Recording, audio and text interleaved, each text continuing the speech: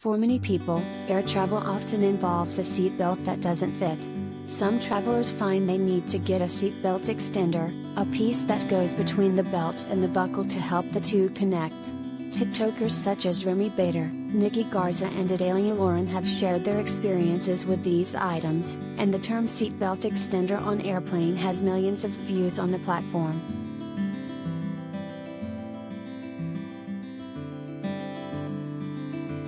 While some flyers have had good experiences and know there's nothing wrong with needing an extender, others have understandably felt angry at how ridiculously size exclusive the standard seat belt length is. Let's be real, seatbelt extenders shouldn't have to exist, especially since so many of us need them. As a required safety measure, the regular belt should be long enough to fit everyone.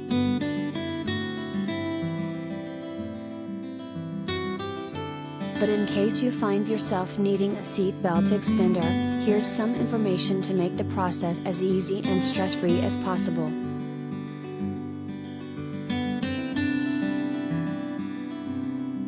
How and when to request a seatbelt extender.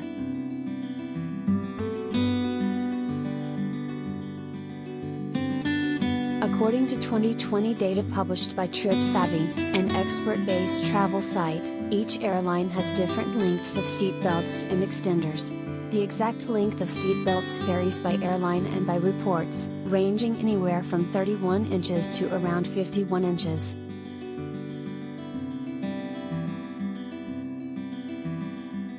Calling the airline is likely your best bet for getting an exact answer. This can feel like a difficult task, especially the first time. More on how to navigate that in a second. Some airlines may make you reserve an extender in advance, so it's best to check options before your flight.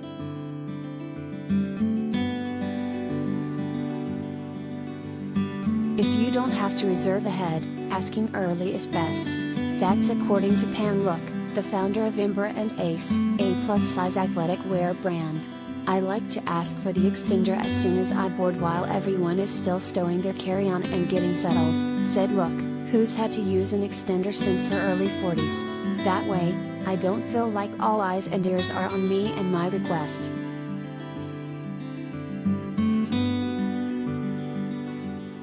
Wendy Dragon, a fat, health at every size aligned clinical psychologist engaged in research and activism about individuals in larger bodies, recommended not giving into avoidance, waiting to ask, getting a friend to ask, that kind of thing. She suggested asking directly. Just ask for the extender, and don't feel the need to explain why it is needed, she said.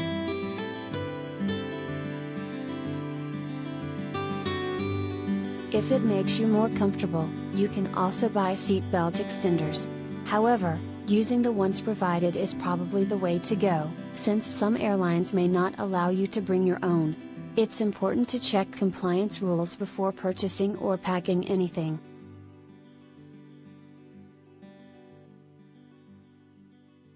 If you feel uncomfortable or triggered for even having to ask, that's valid.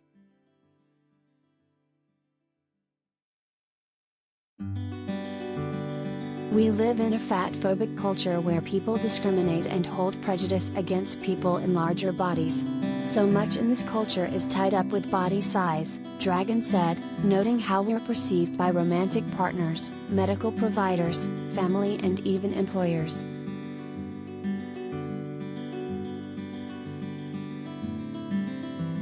If thinking about all of this is stressful, that's understandable. It may look like an innocuous piece of metal and webbing to some, but asking for it can trigger feelings experienced during past trauma and bullying around weight, Dragon said.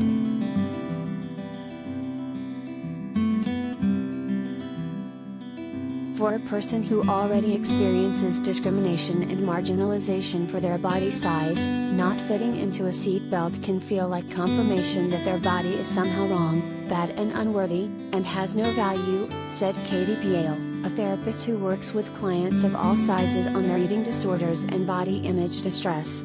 While the encounters look for ways to maximize profit on airplanes by making seat spaces narrower, the physical comfort of the consumer does not appear to enter the equation.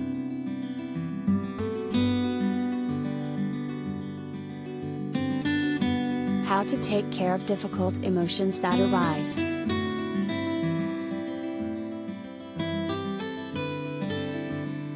Flight attendants should be, and usually are, kind and discreet when getting a seatbelt extender for you. If you encounter someone who isn't, look shared some recommendations for getting through the process. Take a few deep breaths to feel a bit more calm and centered, she said. Consider reciting a mantra to yourself, like I deserve to be safe and comfortable.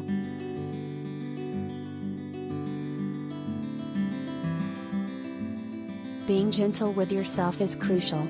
Pre-game your brain with some self-compassion and positive self-talk, Piel said. It's the plane's job to fit you, not the other way around. Instead of focusing on your body, turn your mind to your trip.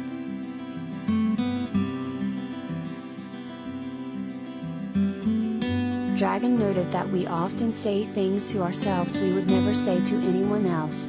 She recommended telling ourselves what we would tell a loved one who felt overwhelmed.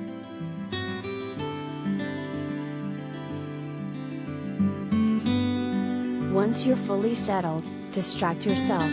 Piel suggested reading or downloading a podcast or some other form of entertainment to enjoy.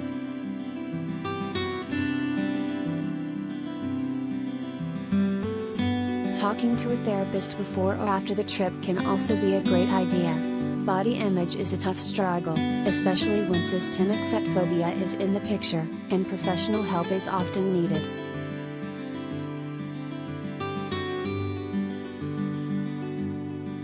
If you haven't found a therapist yet, or don't like your current one, Dragon recommended finding ones who not only identify as HACE-aligned, but have material on their website to back it up.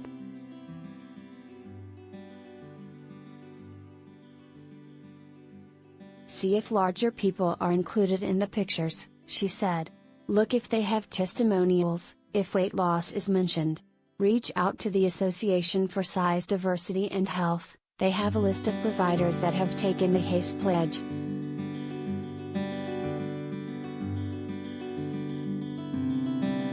Dragon also recommended getting support from loved ones and other people who live in larger bodies. Reddit, Facebook and Instagram are great places to find people who've dealt with similar experiences.